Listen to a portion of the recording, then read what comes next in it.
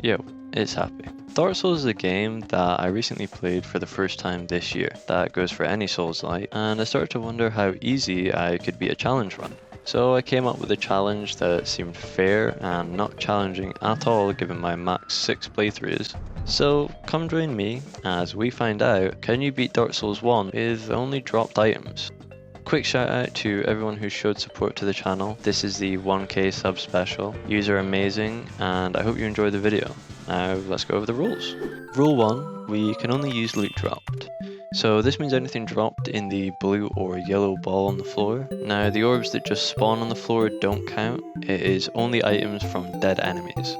So yes, phantom drops do count, as well as NPCs. Consumables, however, are fine, as long as it's souls or upgrades. Something like a tail weapon would. However, it leads us to rule 2, and to be honest it might be a bit questionable, but I'm allowed one drop that does not come in orb form. Don't worry though, this won't be taken advantage of until the end game stage. Rule 3, no farming for items, just to make it even harder. Rule 4, max 3 NPCs killed. Phantoms aren't NPCs, so they don't have a limit.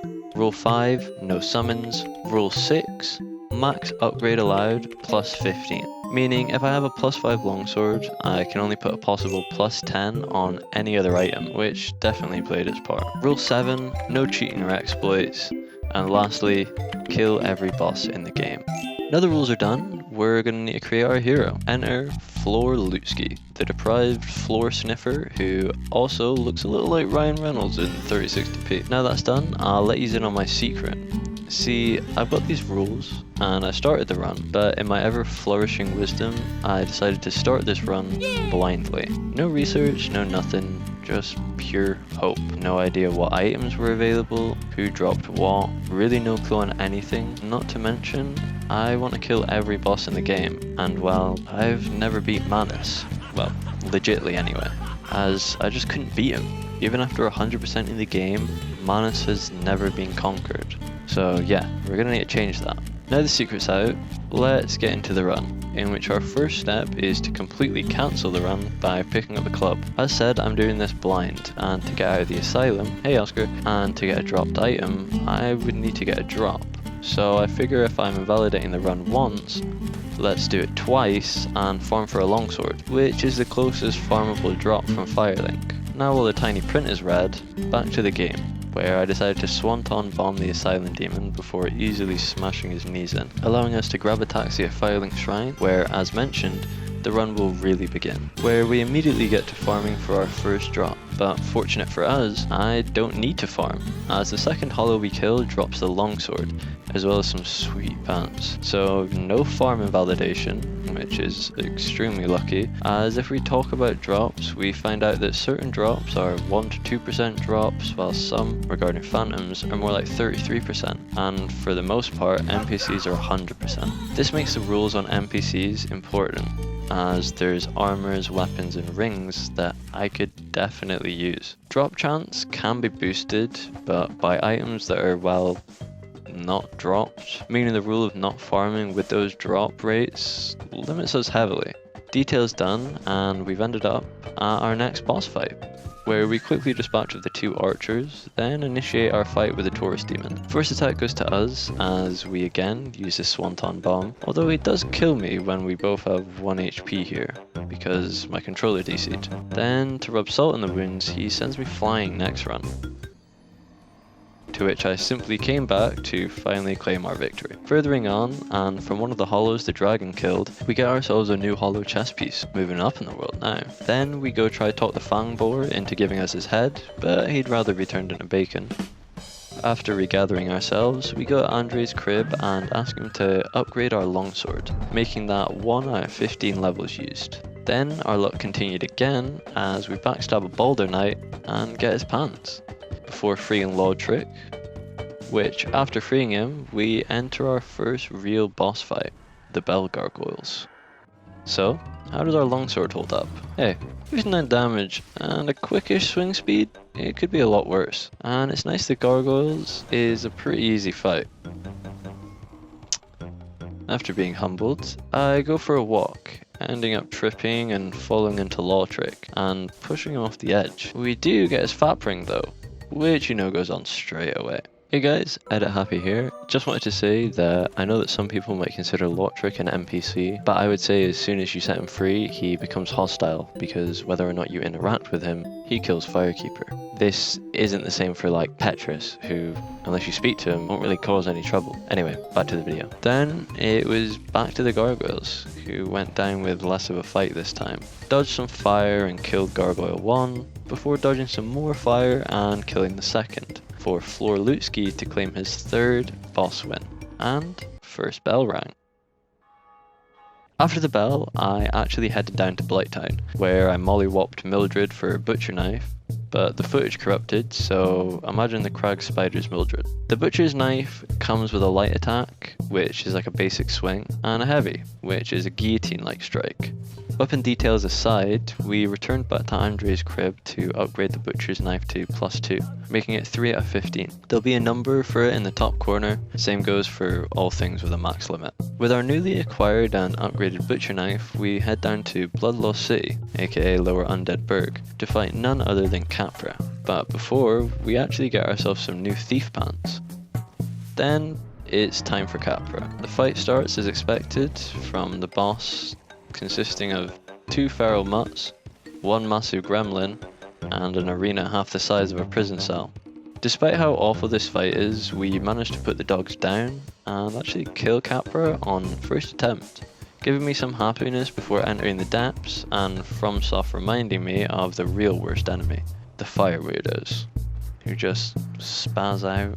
Like, seriously, what is that? Now in the depths, we actually have a couple drops that are possible. One guaranteed and another not. The first, surprise surprise, is the butchers. The first butcher goes down and shows us all what to do with the sub and like button, before fighting the second butcher and getting our man Lootski a sack. And doesn't he look great? After getting our first helmet, we head down to take on our second phantom in hopes of more drops. We plunge down on a rat, light a bonfire, and then say hello to Kirk. He'll be fought 3 times, but we are hoping that we don't need all 3 to get his gear, which has a 33% drop rate. However, Kirk quickly falls, and man, this run really must have some luck behind it. First Kirk kill, and barbed sword and shield. First go. With my newfound excitement, I went to fight our next boss to find out how much damage our new bleed sword did with a fight against the Gaping Dragon. The Gaping Dragon isn't hard, he's actually really easy to fight, but the barbed straight sword does a whopping 34 damage to the tail, with a total of 51 to the head. Regardless of how bad our damage is, the sword has bleed, which I'm sure will come into effect. Okay, he didn't bleed, but he still goes down easy, even if it does take 10 minutes. Moving us on to our next boss, and it's the last line of defense to the second bell. Chaos Witch Quailag. She's also not a hard boss to fight, and with our butcher's knife being +2, we're looking at about 70 damage per hit, meaning that before we know it, we take down Quailag and ring the second bell. With the second bell rang, I decided to tie up a couple loose ends. First was to level up some more. For a majority of the run, I'll be boosting strength, vitality, and endurance, with a little bit of dex leveling just to cover all bases. Second on the list was the Titanite demon neighbor Andre was complaining about. I didn't kill all the Titanite demons, but I also don't count them as mini-bosses. You can be mad about it, but the video is already made. But do feel free to tell me how mad it makes you in the comments. Next is Moonlight Butterfly, who once again I decided, you know what? Let me fight him with the barbed sword, before quickly realizing I would rather just be done with Moonlight and swap into the butcher's knife to kill him. After defeating Moonlight, we head over to Andre to tell him about his neighbor moving away, and to grab the crest of Artorius off him while we have the souls, before upgrading the butcher knife again to make it +3. Loose ends done, and it was time for the ever fun run through of Sen's Fortress, which actually went surprisingly well, with me reaching the bonfire untouched before climbing up the spiral staircase and politely asking the ogre to stop throwing bombs at me, to which he agrees to do, leading us to our next boss, Vin Diesel's Iron Giant. Wait, no, sorry, Iron Golem, who's a pretty easy fight as you can just poise him off the map. Wait, why isn't he falling off the map? Oh, he just stood back up, regardless of strength stats, and eventually Iron Golem's knees give way, and he falls off the map, meaning we can go to the golden city of Anor Londo and the true start of mid-game. After getting in Anor Londo, we defeat the first gargoyle, and realise I did the #1 DS1 no-no. I forgot the doll! Before trying to redeem myself with sick parkour, rotating a tower round, and slumping the second gargoyle. Realising I forgot the doll, I took the chance of going back over the wall to do some more small things. First was seeing if mimics dropped actual orbs or just placed it in inventory. Surprisingly, but also great for us, it's orbs, and we can claim our new main weapon, the lightning spear. We then freed Logan, although I don't know why, I never did anything with any of the NPCs. Grabbed another key and took a taxi back to the asylum to pick up our doll. While getting the doll, we get the perfect chance to check the damage of the spear. Well, is that right? 226 for a backstab? Surely not. Let's check again. I know I've played through the game over a handful of times, but I've not used most weapons, and yes, the number was right, 226. Still in disbelief of this spear, we grab the doll and take our new toy for another spin, with a fight against Asylum Demon's cousin, Stray, who goes down as easy as everyone expected. I mean, he really is just roll and attack. After beating Stray, we head back to Andre to put a +1 on our lightning spear before returning to Anor Londo to take on the Painted World. On a personal, I think the Painted World is one of the coolest spots in any Dark Souls. The idea behind its lore is just so cool and looks awesome too. Really changes up the game's landscape. Back to the run, and next is the Spewing Dragon, who with a little bit of bait and switching goes down without any problems. We then head down to open the door to our next boss and get reminded of the true worst enemy. I know earlier I said the fire weirdos were the worst, but oh boy, they don't touch the sides of the wheel skeletons. They wind me up something chronic, but we still managed to open the door before a set of 10 wheels crash into me at once. After resurfacing, it's time for our next phantom. None other than King Jeremiah, the magic-wielding whipper. He goes down without problem, and we get ourselves another drop in form of the notched whip. I'm not gonna lie, I never used this thing, just didn't see a point with our lightning spear being so good. Then it was time for a fight with everyone's favourite, Priscilla. One of my favourites forever. But unfortunately, she still has to fall, as Floor Lootski continues his quest to be the baddest floor sniffer in Lordran. Next was the return to Anor Londo, where Floor got to show the adrenaline junkie in him while doing tightrope against the Black Knight. Which lets us get to our next, and one of the most difficult bosses in the run, the infamous Ornstein and Smo. So, how much damage do we do? 49? We do 49 damage? I know he's resistant to lightning, but 49? Needless to say, this run didn't go so well. So it was take 2 with the butcher knife to see the damage, which was a whopping 68, a 19 damage increase. Yippee! Again, needless to say, this run didn't go well. With those losses handed to me, I figured it was back to the drawing board to try our luck at our one non-orb dropped item, and I decided to try the Black Knight back at Undead Burg, as he has a chance to drop the Black Knight Greatsword, which I know from experience hits like a truck, and with the luck of the run, I figured we had good odds, and we do. Now I know some might not like that rule, so to try and make up for it, I headed down to the catacombs to get another drop. Can you guess how I get the drop? I bet you can. Although the parkour probably gives it away, it's none other than Vamos, who will also be our first of 3 NPCs killed. See, when Vamos dies, he drops the hammer of Vamos, a weapon that by default hits hard-ish and has fire, which just so happens to be the only weakness both O and S have, as well as Vamos drops a sweet Viking helmet for us. It reminds me a bit of Walner's crown with the golden rubies.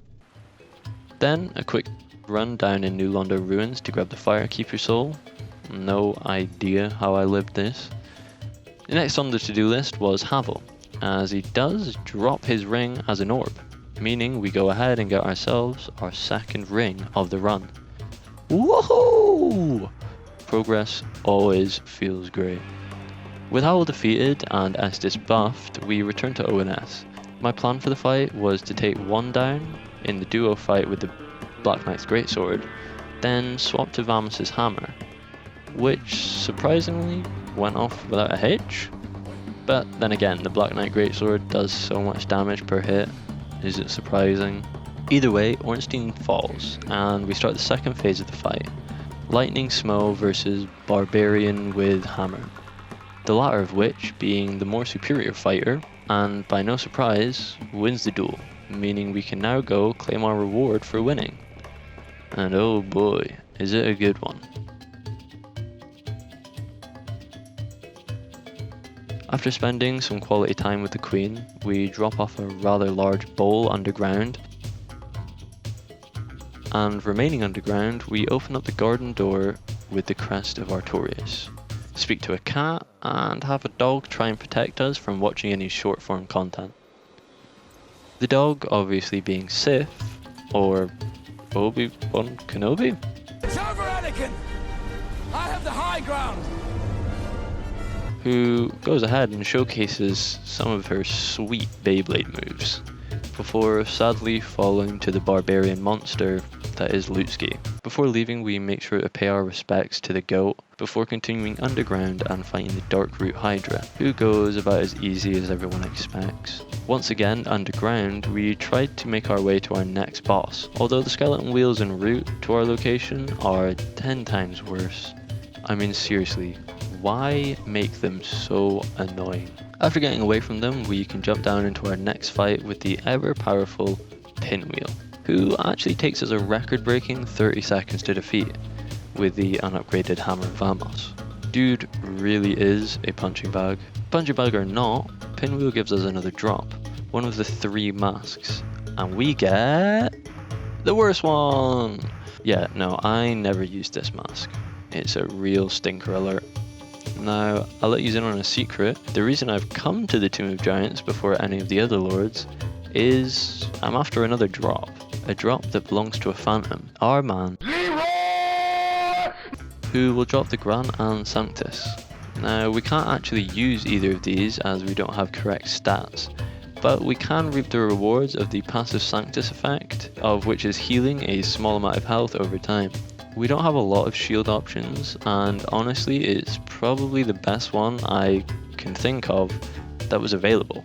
Next up was challenging our first lord, Grave Lord Neo, who very quickly humbled me by juggling me around, simply saying it felt like, stay in your place.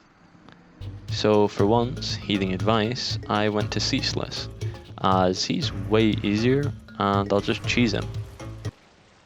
Oh, come on. Really? Even Ceaseless killed me? So, yeah. I actually killed Ceaseless properly. And honestly, I can't remember ever doing that before. So, I guess it was fun? Still died to Ceaseless though. God, that's bad. Moving forward, and it was round 2 with our phantom friend Kirk, who I gently nudged on my way past. Then it was time for the third demon cousin, this time the OG Fire Sage. Although he's just like his cousins and is easy to beat, with his only real qualm being that his arena is awful. Sort of like a repeating thing it feels. Regardless, he goes down, and we get another drop. One that honestly, going back and editing, I wish I used. The Demon Catalyst. I'm not a magic build, but the Catalyst, yeah, it can do damage. Speaking of damage, and our next boss is Centipede Demon, whose lava arena means we take, holy Jesus, that's a lot of damage. Oh no, whoa, that's even more. Luckily for us, we make it to a little island where we can nestle under Centipede and take him down. To break the run's rules and use a non-dropped item. I mean, you didn't expect less, right? I mean, I am trying to beat the game. Oh, and if I have to have my retinas burnt, so do you. Not too long after the retina burning's done, and we get to put down another Daughter of Chaos, as well as have our third and final round with Kirk. So long, friend. Thank you for the drops. Then it was slip and slide time, just how all bosses enter the infamous Bed of Chaos. We make quick work of the first phase before Bed of Chaos senses us trying to kill her with the Isolus Catalyst, making us run back. Which only means when I do get to the second larva, I'll smack it even harder. Wait, I can't use the catalyst at all? No, what the fuck? Right, well, have this then. Right hook! And with that punch, we enter final phase, Shama. With just one larva left, I quickly ran down and took care of it with my prickly shield. Shoutout Kirk. After beating Bed of Chaos quite easily, I decided to return to Neo, where he once again juggled me about and humbled me. Honestly, I don't think Neo has ever been as difficult for me. I don't know why, he's just a god this run. Like last time, I take Neo's advice and instead go to bash the man who ruined Guts' life's head in. Griffith. Oh wait, no, I mean Gwendolyn. Unsurprisingly, Gwendolyn goes down quite quickly. I mean, the Black Knight Greatsword really does so much damage per hit. Gwendolyn defeated, and I decided that I'd probably still not beat Neo, so I went to take on Seath, where we finally get our Fangbore helmet, before playing Ring Around the Rosie with the Crystal General, and going to guarantee death at Seath's hands. Well, breath. All hopes are on us not getting cursed. Man, I'm already dead. Oh, Seath, you cheap son of a bitch. I'll be back, you arsehat. Waking up in our jail cell, we quickly shank up a prison guard and take our cell key, before making our way to a hidden library to get yet another drop. This time coming from another mimic, this one dropping the enchanted falchion. I again never used this weapon, unfortunately I was just too locked in. Making our way to Seath, and this golem single-handedly makes me quit the game.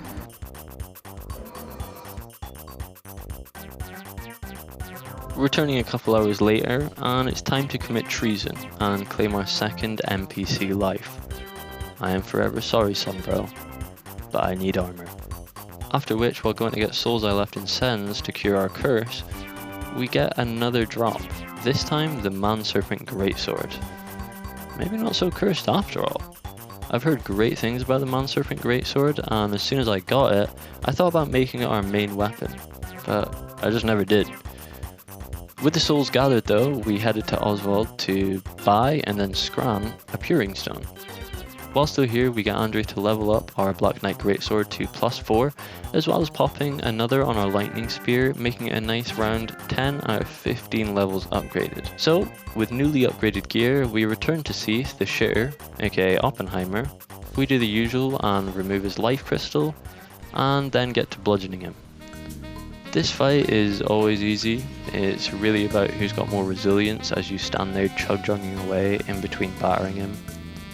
That said, Seath quickly falls, making it 2 out of 4 Lord Souls, in which I wanted to improve that number, so I returned to our old friend Neo, and this time there was no juggling. Oh, Scimitar.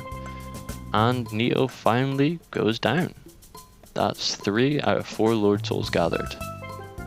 But before I touch the 4 Kings, let's quickly go do the DLC. I mean, the video is already long, and Manus is probably what you're waiting for. So first up is Sanctuary Guardian, who apart from a first attempt blunder for getting his lightning AoE attack, goes down without a fuss. Then it was time for my favourite boss, Artorias. He is a little bit more difficult, but as long as you remain patient and don't try to get overzealous, then he can go down quite easily. Now, I know that me using the Black Knight Greatsword might not be everyone's cup of tea, but as said, I'm hoping the next boss will be able to make up for that. Of course, our next fight, the most anticipated, Manus, Father of the Abyss, who, as mentioned, has always bested me. Today, this challenge, that changes.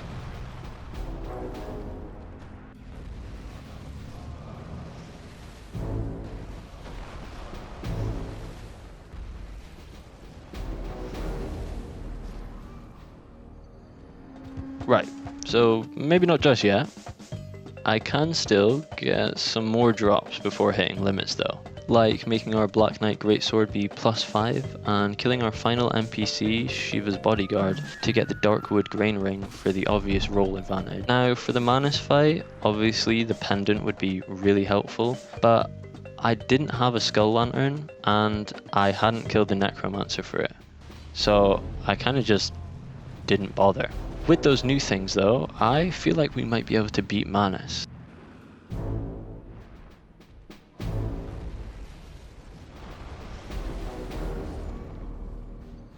Although Manus still doesn't agree.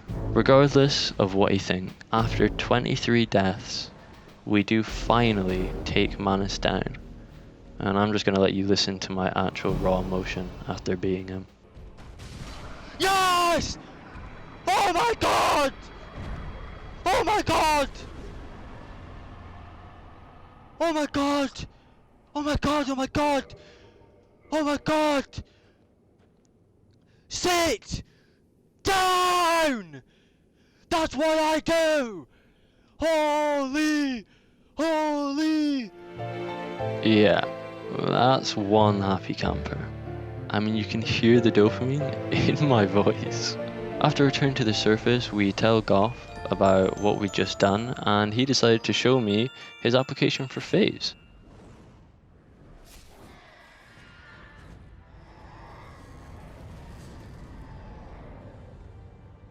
And instructed us on where to apply to, although it ended up just leading me to our final DLC boss, Black Dragon Calamite, who, in all honesty, after beating Manus, was really easy. He's so slow and gives so much time to react. It's not surprising that Calamite just falls like the rest. DLC done, and now it's time to head to the Four Kings. Of course, we first need to go ahead and run past all these ghosts to find a wizard who likes the look of me enough to hand me the key to his house, enabling us to go and fight the Four Kings. To start the fight, I had the Black Knight Greatsword out, as I was like, let's just get this run over with. But after realizing how much damage I was doing and how quickly I was stomping them, I swapped the Black Knight Greatsword out for the Lightning Spear, and took the remaining kings down to give us our fourth and final Lord Soul. Before opening the door to the kiln, we upgrade our longsword to +5, reaching our upgrade limit. With everything done, we placed the Lord Souls in the big bowl and opened up the door to the kiln. And final boss, Gwyn. But before getting to Gwyn, we use the Black Knights to practice parrying, as it hasn't been used once in this run, only backstabs have been done, so yeah, a little practice before we face the big league. Feeling confident after the 4 nights practice, it's time for the final showdown, against the Lord of Cinder himself, Gwyn, who quickly shows me my longsword doesn't do a whole lot of damage, and those 4 nights weren't enough practice.